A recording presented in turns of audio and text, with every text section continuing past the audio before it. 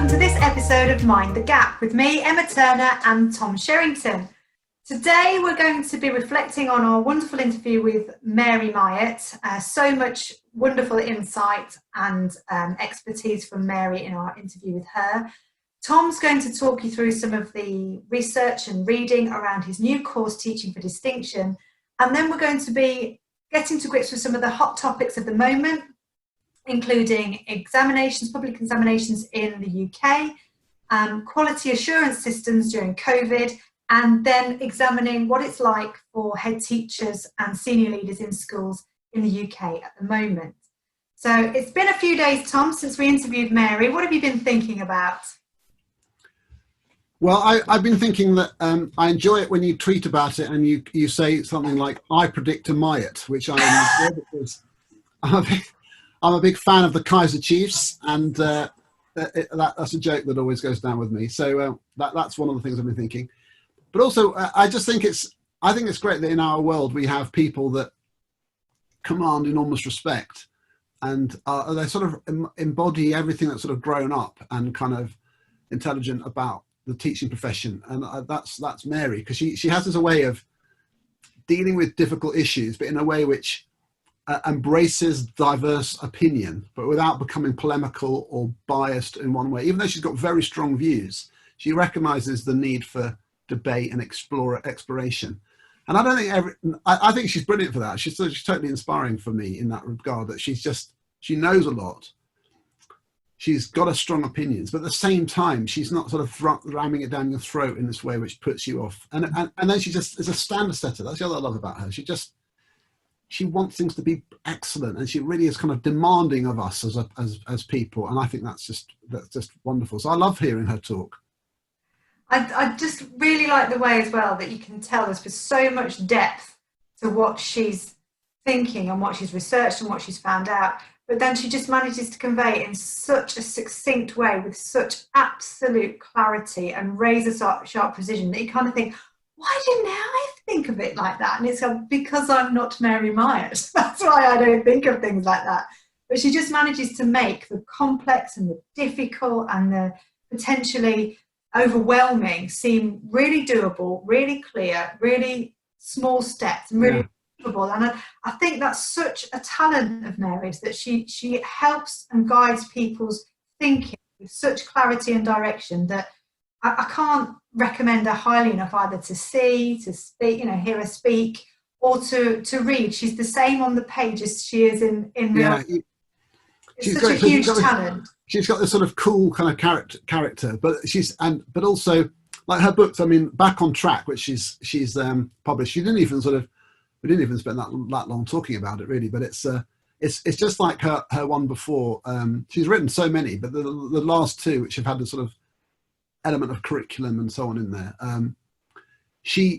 the chapters are dead short, so for me that's just a blessing. You just go, like, there's no frills, just like bosh, and then this and then this and this, and it's sort of clarity but also a succinctness, and I think that's great. But the main thing is it's her message that of kind of, I guess less is more. Just strip it back, do a few things well. And I do think people need encouragement from someone that you respect and has sort of seen a lot of practice to say, yeah, you know what, it is okay to do this. It's not some weird risk. I always come away from Mary feeling so much more confident in my own decision making, and that is a huge gift that very few people have, is to make other practitioners and other educators feel as though they are doing the right thing. So she instills huge confidence as well as an enormous amount of information as well. So she's a gift, that woman. And apparently Googled the Kaiser Chiefs after I first put I predict a Myatt, and she wasn't aware who they were, but she was like, oh, I've been onto YouTube and had a watch of them. Is that right? Yeah, well, I mean, one thing I'll say is that she's part of a group that I'm in, that we do these curriculum masterclasses, and she'll be doing one of her own in December. So there's an event on the 1st and 2nd of December which people can sign up for, and she's doing a talk as part of that. So people, look online for those sorts of things if you want to hear Mary speak. And she obviously takes part in lots of other training. Yeah, so that was really great. Shall I talk about the next thing then? So, you're teaching for distinction. Yeah, I wanted to share this because here I am in this sort of space here with my books behind me, and sitting here doing this on Monday and Tuesday this week. I did a course for a college in Oldham College, and I've been working with them for a few years now, and we've been really working hard about how to train teachers. There's about 200 tutors there. It's a big place. Wow. And what we've found is that, you know, we've learned a lot about how do you get ideas from research into front of people so they're engaging with the reading. And the principal there, a guy called Alan Francis, who I just think is inspirational, running this enormous organization. He phoned me about 3 years ago and he said, I want my teachers and my leaders to be really up to date on ideas and really informed. He wants them to be knowledgeable about teaching and about leadership. And from within, not just always having sort of visiting speakers and stuff. So we developed this program, and I just thought I was really, as I was delivering this sort of sessions with them, I was thinking, it's so interesting when we've encountered these ideas. We've been using the same books for 3 years, and the ideas are really deepening and linking together in a way which I thought was really interesting. And I'm just going to tell you what they were. So one of the key books is Dan Willingham's Why Don't Students Like School?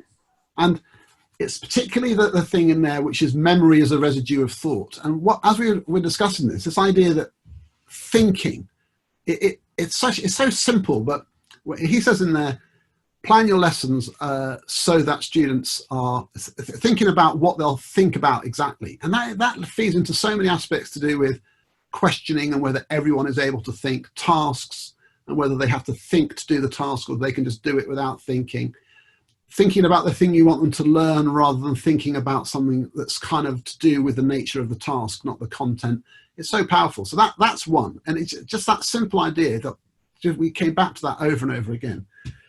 There's a great book here by David Didau and Nick Rose called What Every Teacher Needs to Know About Psychology. And in here, it's just so useful. And we found this useful as like a textbook for teachers. At the back of each chapter, it says what every teacher needs to know about X. And the sections that we were looking at particularly were about working memory and cognitive load. And it was sort of, you don't need to know that much about those things, but linking that to the Willingham, we were thinking this is really, really going well. It's just sort of all chiming together. And then finally, Dylan Williams' formative assessment, where he talks about the dynamics of a classroom. Yeah. And of course, it links to other things like Rosenshine's principles and other things which we were looking at. But we just were feeling that in every context in a college where you've got people doing bricklaying, maths, business studies, digital design, childcare, it's just so many things. These ideas really, really apply in lots of different ways. And I just was thinking it's so great to have these resources, but you have to really pull out key concepts, really cement them together and make them connect. And the last thing, growth mindset. So we were saying there's a lot of fluff about growth mindset, but when you break it into making students feel better about the fact that they can learn things because they are learning things, because they're thinking, because they're making connections, all these other people are kind of the way to how to develop a growth mindset. So we were saying, so a growth mindset is almost like an outcome. It's like, it's what you get when the learning's working, and it's a good idea. But you can't just sort of talk about growth mindset. You've got to talk about these other things and then the growth mindset. So we were thinking this is all, I don't know, I feel like these ideas coalesce so nicely into a frame for how to teach well. So I just wanted to celebrate that. You know, these books are really helping, but we needed to get people to really read them. So we were giving people chapter references, pages, and making them read them. We can talk about this later, but there's the leaders in that college, they have to do an assignment where they have to show they've read those books by writing up a literature review. And I think that's great. And is this a course that anybody can access, Tom? No, not at the moment. It's a course we have developed for them. And so it's their course that we are running. We call it Teaching for Distinction because in a college, the grading system in a lot of the qualifications is pass, merit, distinction. Yeah. And too many students just pass and don't get distinction. So we're trying to say, like, how do we get, but also it feels like, you know, teaching with distinction, for distinction is like the person. Yeah.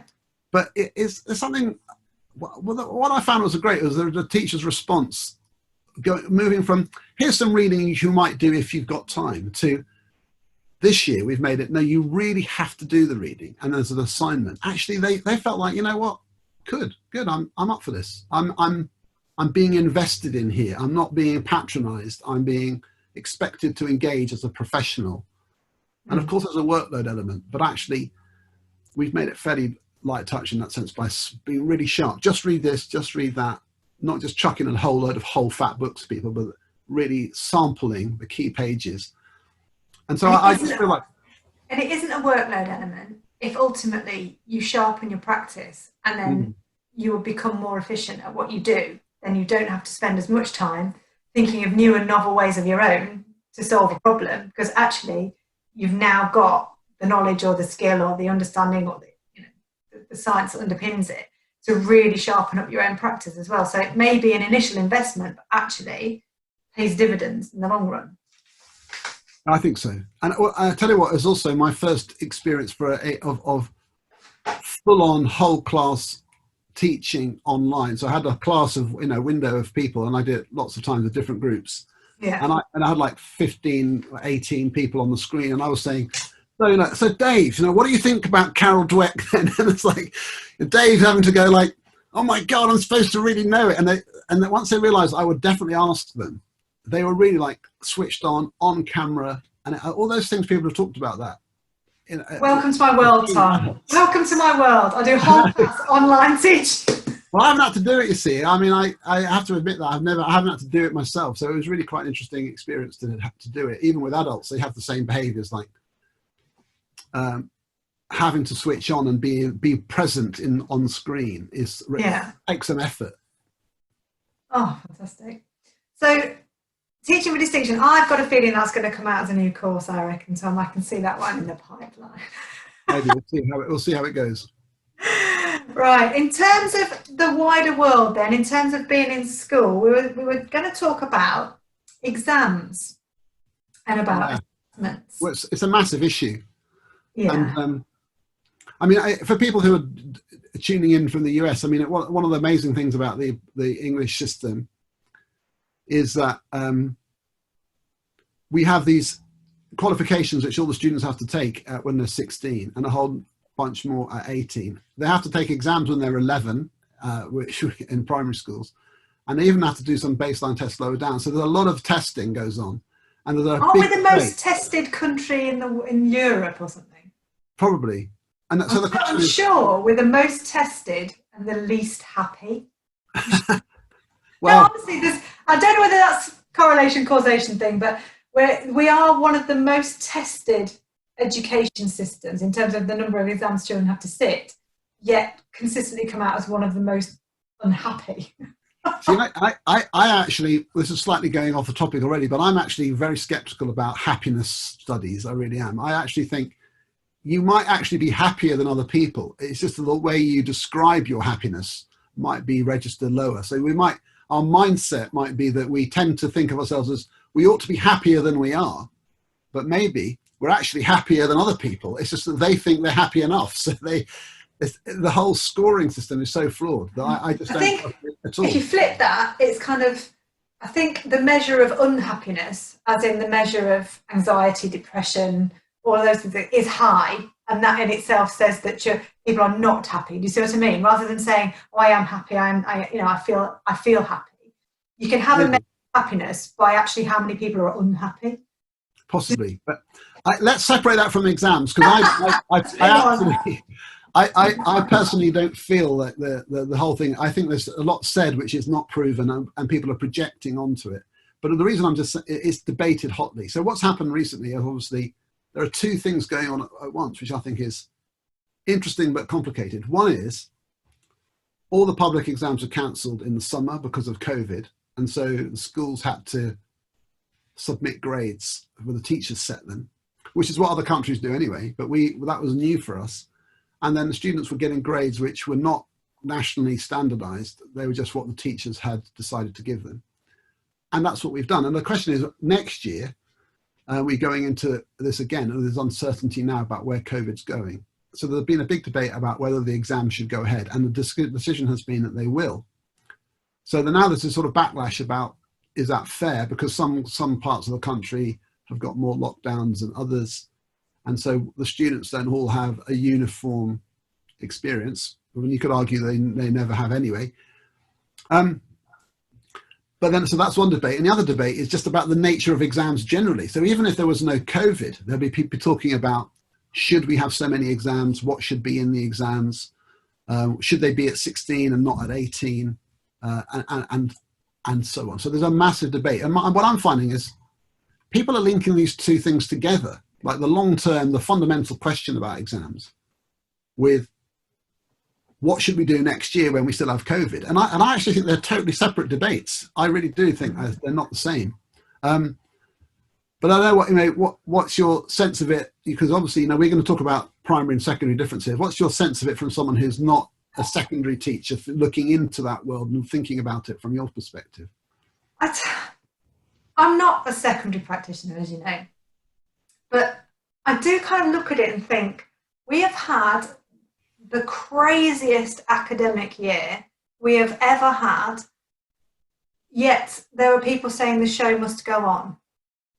And I just think if everything is gradually in a state of flux and chaos backstage, we can't expect a similar sort of performance front of house.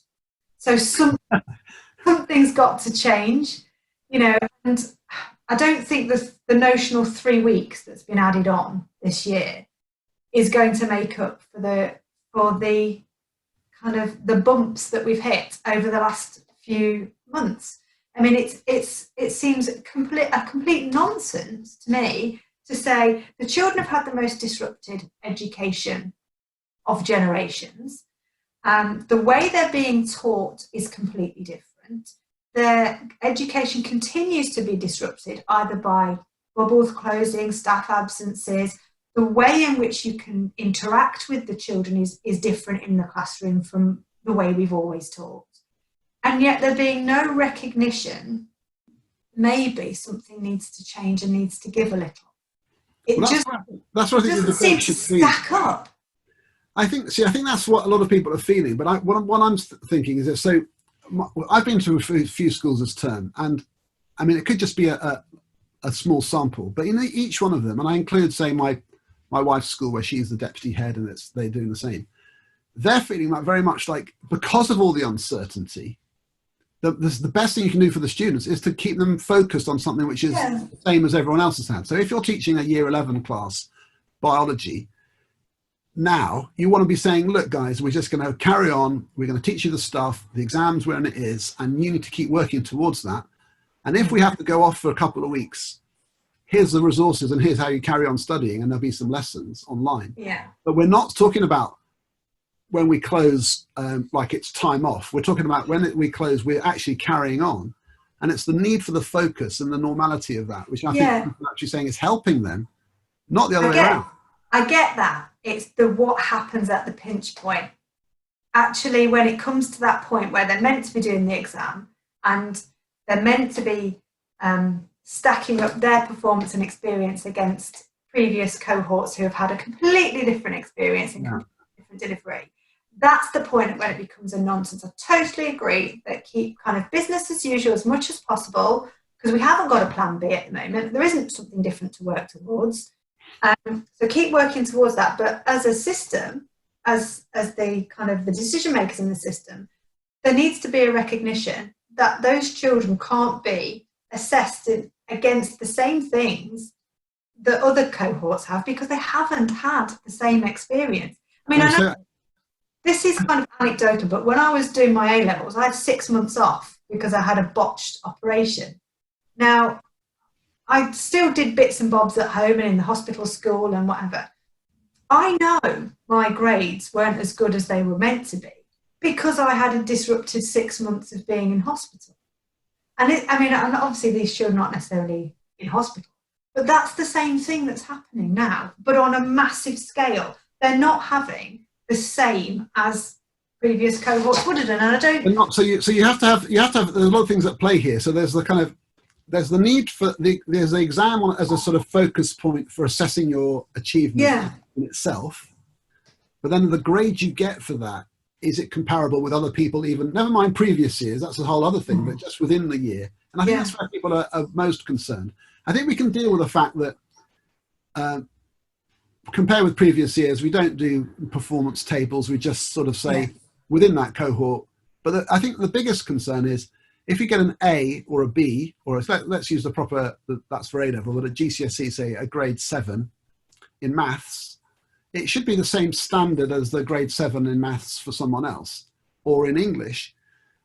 And an exam is the fairest way to do that because everyone takes the same exam under the same conditions. But what you can't do is level out everyone's experience. We can't just say compensate for that issue, compensate for that issue. You've got to kind of assume that by now schools have kind of got their act together with year 11 especially for keeping them going through, even if they have to shut down a little bit. I feel like that's the most fair assumption, that schools are actually teaching kids when they're at home and they're not actually stopping. I think that's right, but I think the divide between those children who have access to technology and resources at home and those children who, those that do and those that don't, is going to impact so much more than in previous years, because you've got huge numbers of children who haven't got access to laptops, to a device, to Wi-Fi, to a supportive adult at home, or a safe and not chaotic working environment.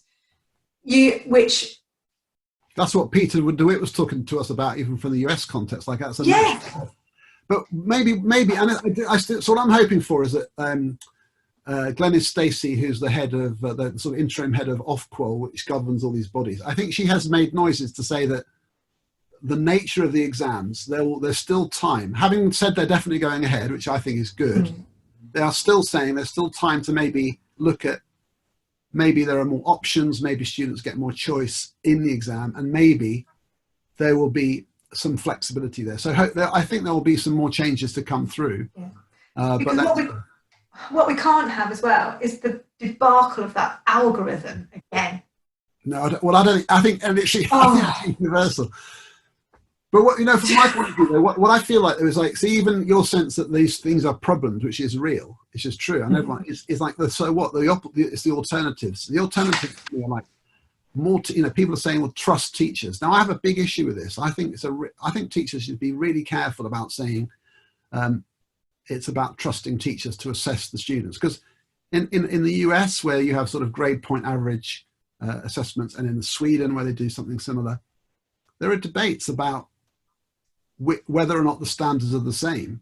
And it's not about trust, it's about systems. If you don't have a system for checking that your standards are the same as mine, we don't know. I trust you and you trust me, but we can't tell. So the way that you tell is by something, a very complicated moderation system, and that takes up a lot of time and effort. And it's a big workload issue. So I don't think trusting teachers is a healthy way to frame a technical process about knowing what the standards are. And I worry whenever everyone says that, we should just trust the teachers. I think, no, don't. It's not about trust, because we should be trusted anyway. But it's also a big responsibility for a teacher. It's a huge responsibility. So if you are going to assign that grade to that child, to think, actually, this is my decision, which could affect, their future chances, or what group they go into or what set they go into.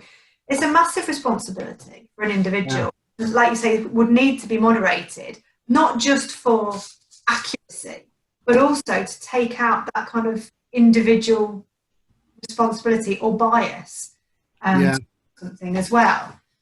It was fun actually when back in March this year, when they first announced that the exams would be gone and teachers would be setting grades. A friend of ours who's a teacher, she just dropped past the house. We're socially distancing. She was standing at the end of our little gate there. You don't have to explain it, Tom, I believe. It was funny. She said one of her students had just heard the news, who was and her student had been quite a naughty student all year, had come up to her and said, "Miss, look, I know I've been really, really terrible.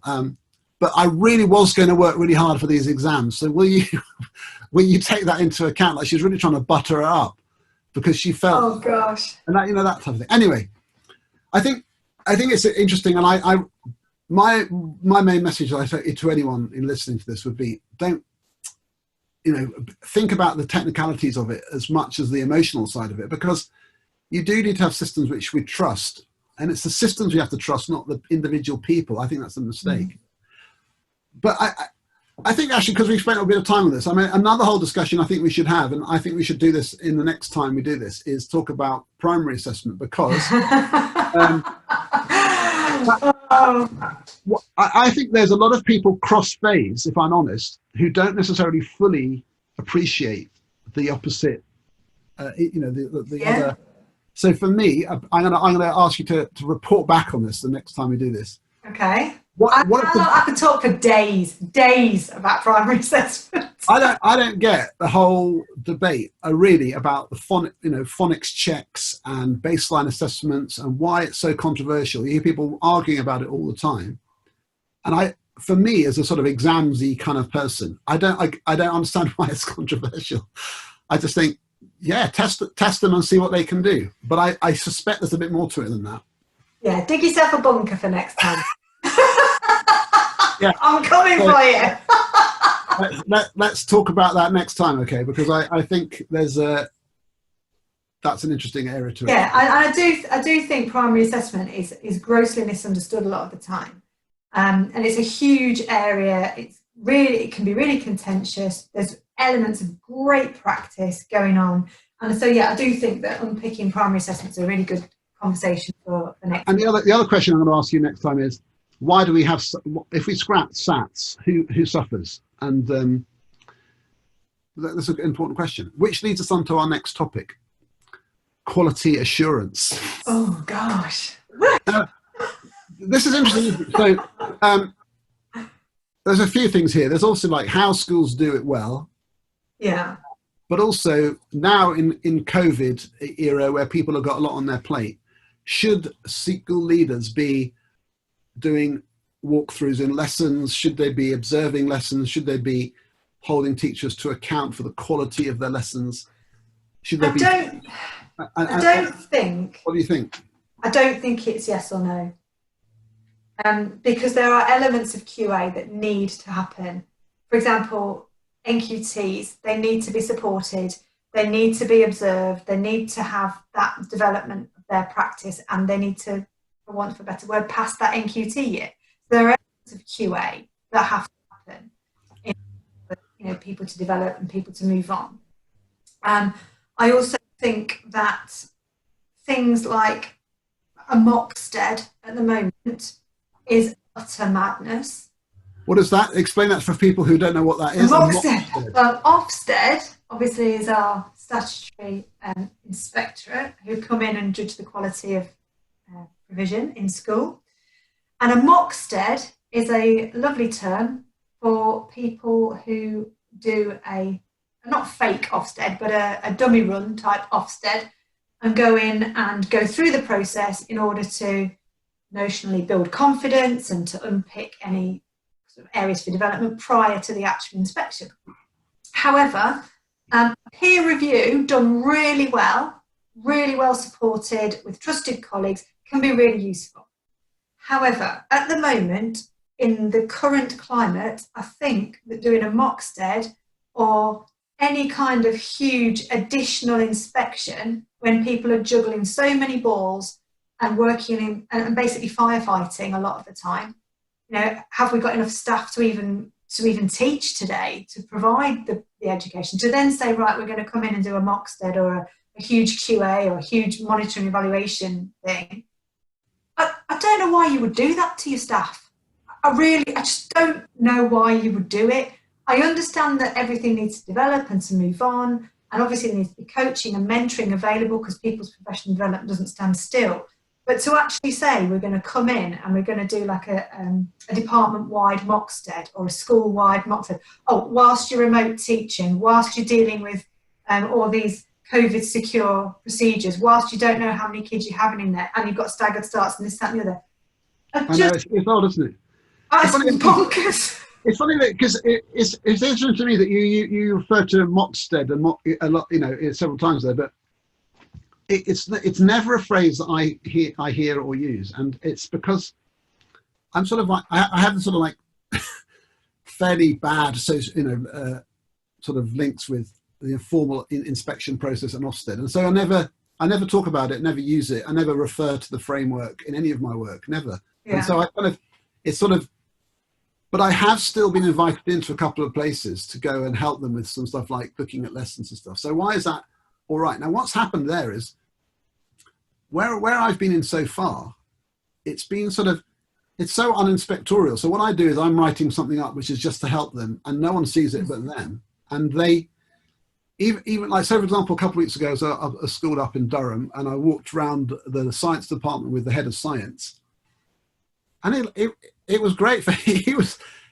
was being made in a way to do the thing he loves doing, which is to see his teachers in action and think about their practice.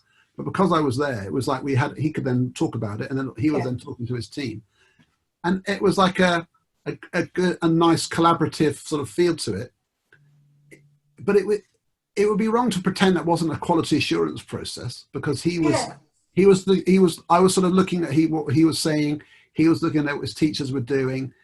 We were feeding back to the head. We were discussing. So there is a QA element, but it was done in a spirit which is genuinely trying to help things improve. And I don't know if that's, I don't think, and I was quite encouraged. They're still doing it now in COVID time. I mean, there is the element of, you need to know your school. You need to know what's going on in your school. You need to have a flavour for what's working well, what's not going particularly well.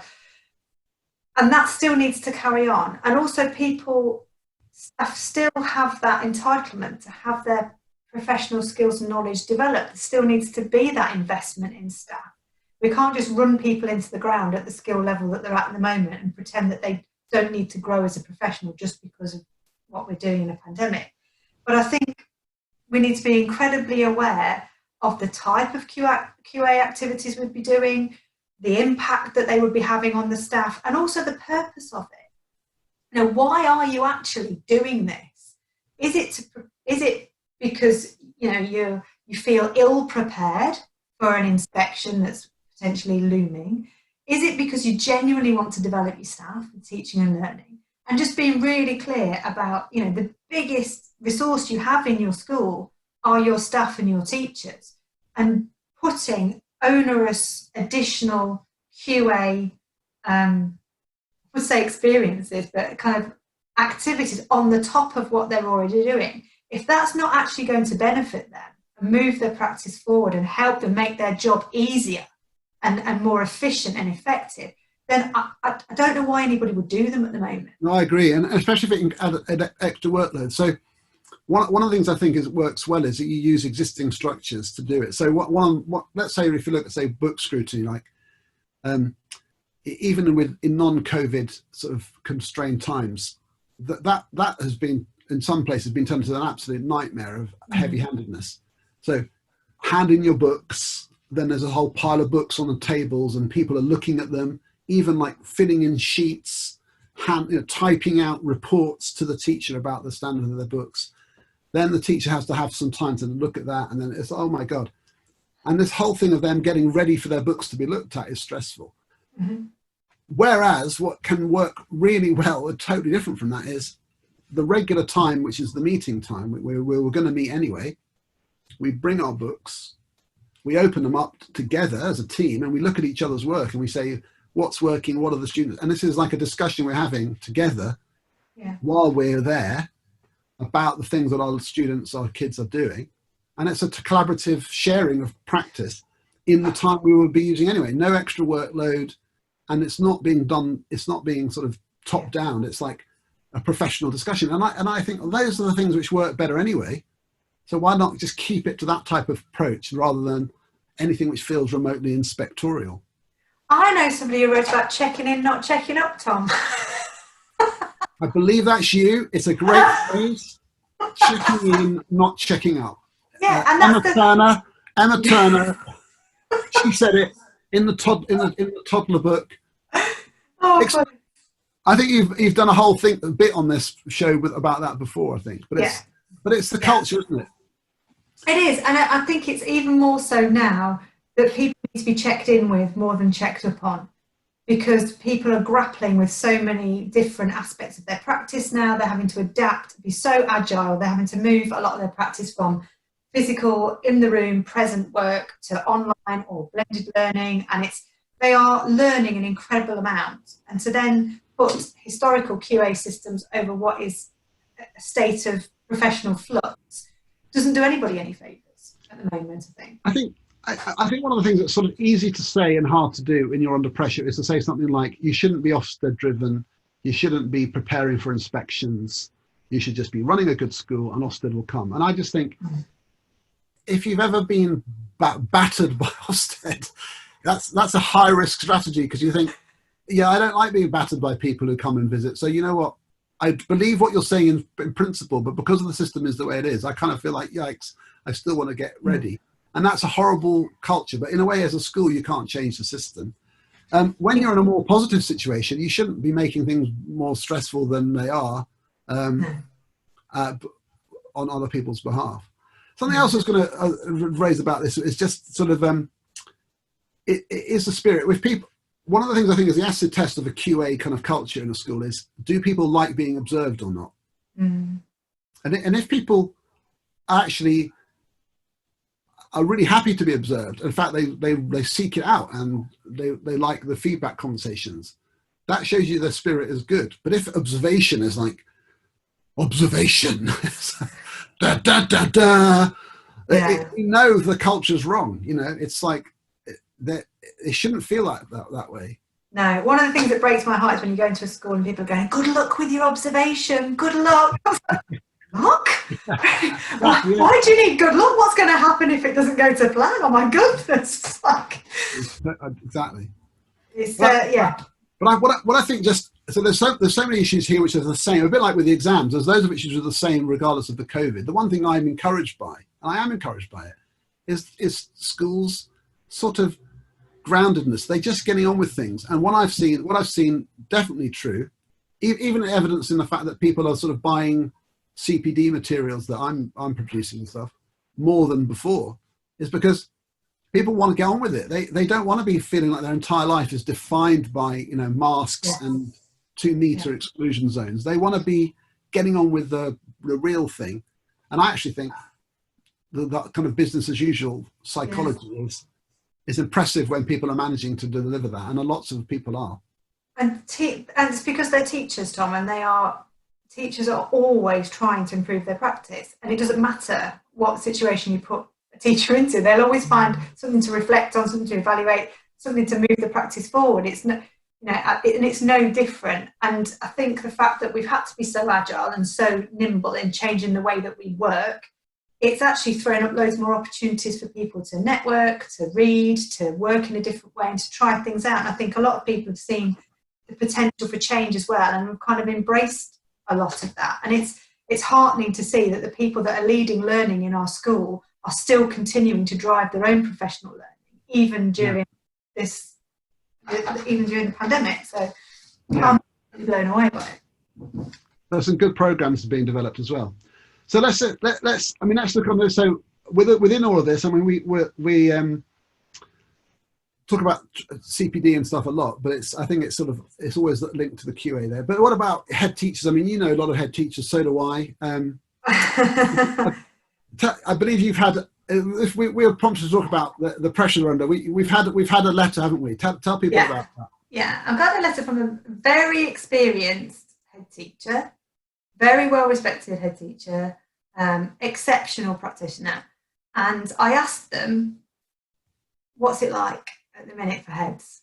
So if you were going to describe it, and they wrote me a letter, and it's quite long, so I'm going to sit back, relax. I'm going to read you this letter. It's fairly long, because I think it just flags up quite a lot of points. And don't get me wrong, this person is the most devoted professional you will ever meet. They are very positive about the profession as a whole. They enjoy their job. This is not a complaint letter. This is meant to be painting a picture of current reality for a lot of head teachers. So I'll read it out. Many heads have not stopped since March. They've worked relentlessly for 7 months non-stop through Easter, May half term and much of the summer without a break. Many secondary heads had to navigate the fiasco presented by A-level results day in August and the subsequent examination U-turn regarding GCSE grades. Then there was the poor handling of BTECs. All heads were then presented with a late night DFE announcement on bank holiday before returning to school in anticipation of the new academic year. Some schools were already back, for example in Leicestershire, with next to no notice to implement key changes to the DFE guidance that was presented to them at the last minute. Heads have now spent 6 to 8 weeks running schools under a COVID cloud, which has placed an intolerable weight of pressure, stress and strain on many. Parental complaints have surged in a way never seen before due to the stress of COVID. Heads are now navigating keeping their schools open, mitigating the risks posed by COVID, responding to daily COVID concerns, having to devise remote learning plans, create catch-up fund plans, and maintaining a smiley face to ensure staff morale doesn't plummet. In the background is the possibility of an Ofsted friendly visit, which adds another weight of pressure and strain to any senior leader, coupled with having to deal with daily issues such as, will we have any staff to deliver the curriculum today? What's being done to actually support heads? How is the welfare and well-being of head teachers being monitored and supported? What actual slack are heads being cut? Add to this the Eden Red Free School Meals Voucher Scheme and the laptops for the disadvantaged that didn't appear until the last minute. Plus a need now to ensure all pupils have connectivity and a device if remote learning is actually to succeed.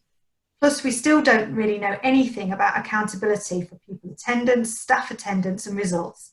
And I've also not added in behaviour.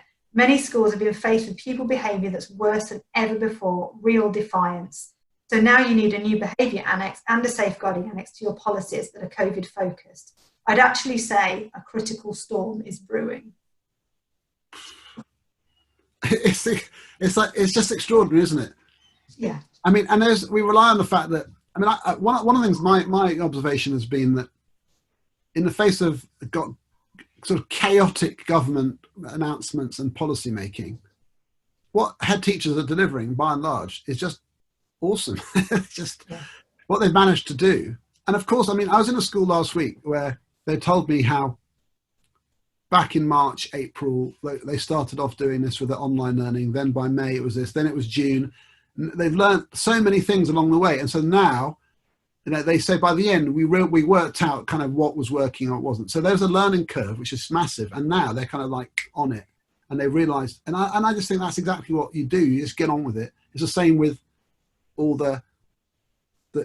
these classrooms with tape at the front and zoning, and different schools with incredibly sophisticated bubble systems. And I think it's amazing. I mean, we could sit here just sort of saying how amazing heads are for which we, yeah. But I don't think until you actually see those things listed like that, one after the other, almost like a chronology of chaos, that you actually realise what they've achieved either. Yeah. Every little thing, they're not little, but every item on there has been either a huge Twitter storm where, you know, heads have been amazing, supporting each other, sharing documents, ideas, you know, all sorts of things. But the cumulative effect of every single one of those and the potential it has to erode someone's physical, mental, emotional resources, their confidence in their ability to do a job, that is huge, because that is happening to tens of thousands of individual head teachers across the country who are battling to keep the schools open, to keep staff morale high, with little to no guidance or support. I think it's not enough to go, oh, aren't they marvellous, they've just done really well. It needs to be kind of shouted from the rooftops that, oh my God, look what they've actually achieved. Yeah. There's been no head teacher with a platform large enough to actually say, if I list all of this and go through this, look what we've had to do, and still educate all the children, keep the staff safe. You haven't moved the exam goalposts. You know, we're constantly in this state of reaction when actually school leaders are the most organised, proactive and kind of strategic people you will ever meet. To have to shelve that and be reactive to all of that, it's immensely wrong footing for school leaders. And what do you think? I think there's a recognition. I think what we need to be conscious of is kind of in the accountability kind of culture that is. Yeah. So if I was I mean, to be honest, the schools that I've got the closest contact with, the governing bodies are doing what they're supposed to, as far as I can see. That they have recognised that, and I think they have a duty to, like, if I was a governor of a school, I think there's a duty to know, like, for example, imagine if you're in a school where, compared with like nearly everybody else, the online provision was really poor. I mean, that might be the case, and you'd need to be able to kind of ask questions which are saying, oh, what are we doing? And it could be that your COVID response has been not very good either. So when you're a governor, you've got this dilemma of, I do need to know that it's being done well. I do need to know that, but at the same time, I need to rely on this person to do it. And without them, we're stuffed. They are the most vulnerable person in the school in terms of being, because they are, unless you're in a co-headship, you are the only person doing that job. Everybody is either less senior than you and doesn't carry the can, or they are your kind of manager in terms of being like the chair of governors or the board or whatever. You are totally on your own. And Sue Bull, who runs an amazing coach, runs a coaching course, talks about head teachers being vulnerable because they are lone workers. They are the only person in that organisation doing that job, which makes them immensely vulnerable because they are a lone worker. They've got nobody necessarily to sympathise, empathise, have a sounding board.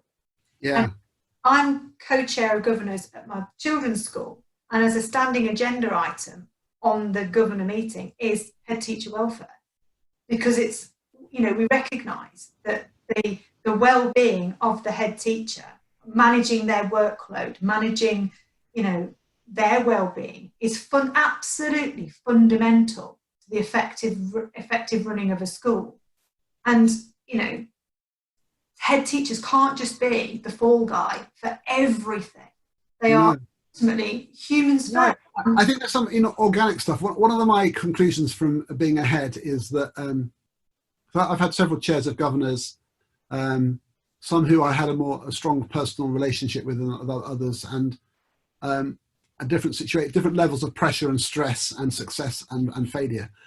And my conclusion, sort of averaging out from all of that, is that as a head teacher, my biggest advice to anyone starting out was find somebody who you respect, who you can talk to openly and honestly, including all of your worst fears, who isn't someone you're married to because you can't offload everything on them, and isn't your chair of governors, because they at the end of the day, while you're admitting your fears and failures to them, they have to judge that. They have to think, they almost don't want to hear that level of honesty. They need to feel confident in you, and you can't just offload to them. It's dangerous. They'll end up sacking you using the information you've given them if they have to, because you've been too honest with them.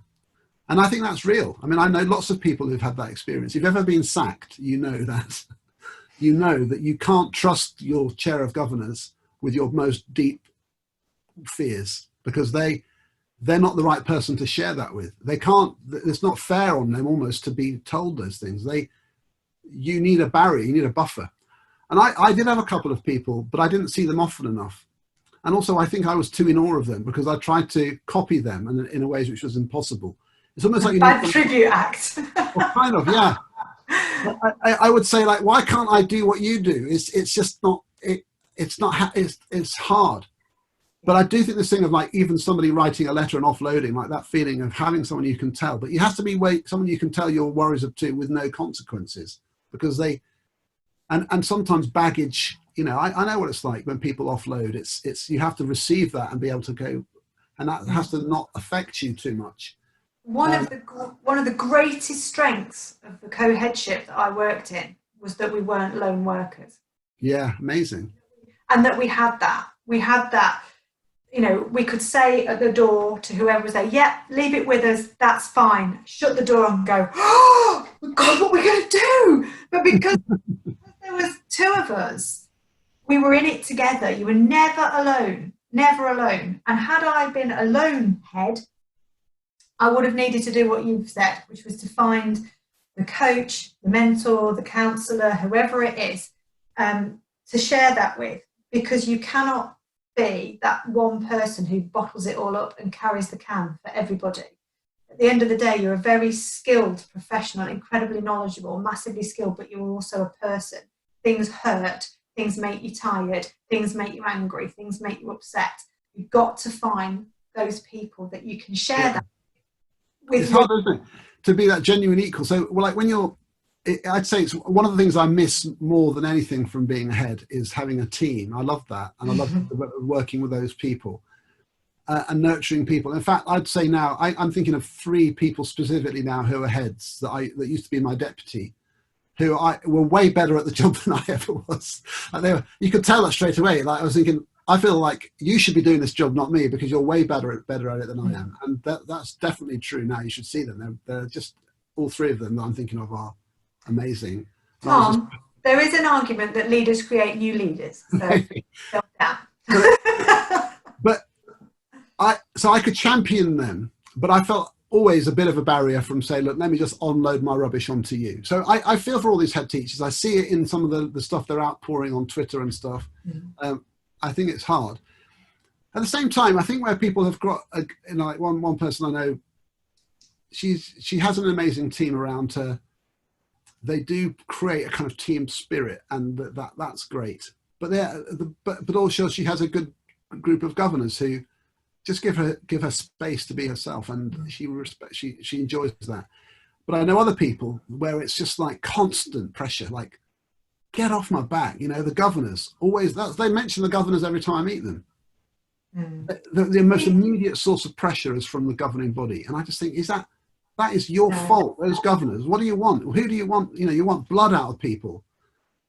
Governance is a critical friend, but you can't just do the critical bit. No. And get the best out of people and an organisation. Neither can you just do the friend bit and get the best out of a person or an organisation. Our governors at my school when I was in headship, oh my goodness, they're the most supportive, wonderful group of intelligent, innovative, warm-hearted, kind people. And they were instrumental in restructuring the school, moving the school forward. And Claire and I couldn't have made the progress that we made without some of the decisions that they made. And they were sometimes the people that we did confide in and, say, we're really worried about this. And they would help to support you through that process.